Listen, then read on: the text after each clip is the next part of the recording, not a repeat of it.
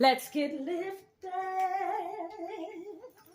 high on these ABCs. 1, 2, 3s.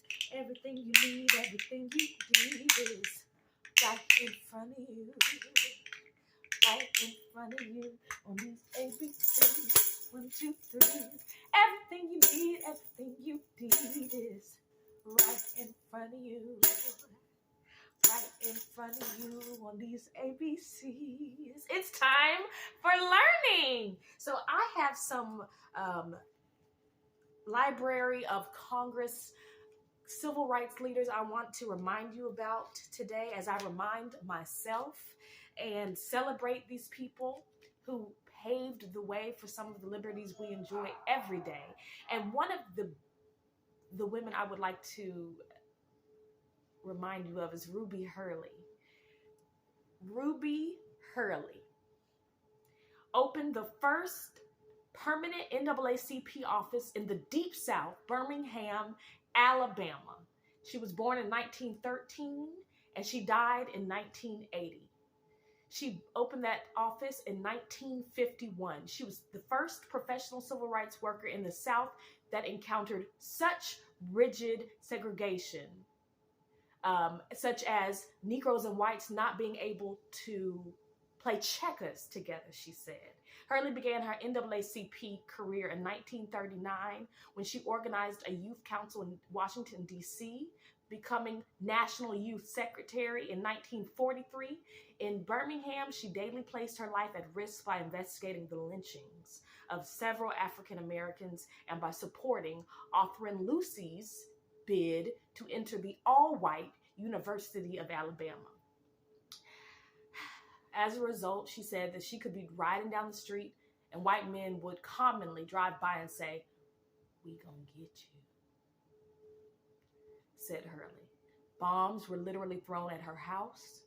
In 1956, when the state of Alabama closed down the NAACP office, Hurley went on to Atlanta, where she continued to struggle for civil rights. That's Ruby Hurley, beautiful woman, so strong woman.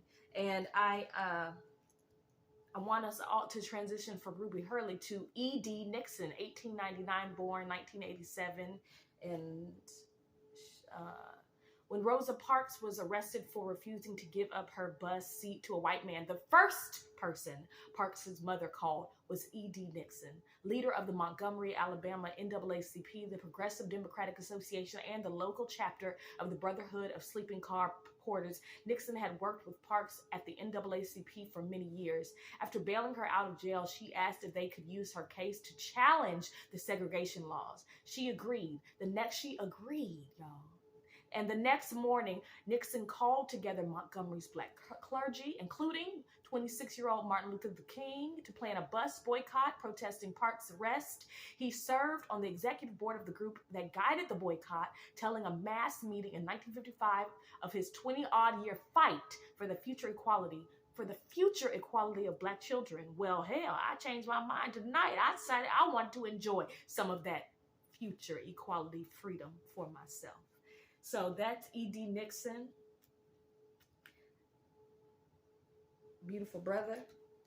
And lastly, for today, as we enter into Juneteenth, which should be a glorious time, remembering all of the things that the people that paved the way for us to enjoy some of the liberties we enjoy, giving our laurels to these people now.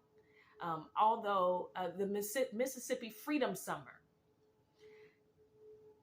is a time in 1964 civil rights when, though the act reaffirmed the right to vote, Southern states continued to use poll taxes and other obstructive tactics. In response, the Student Nonviolent Coordinating Committee organized Freedom Summer in 1964 to educate and register Black voters in Mississippi, provide health care and legal aid, and build support for the Mississippi Freedom Democratic Party, which challenged the state's all-white Democratic Party. Okay? So SNCC then recruited 1,000 students, mostly from the North.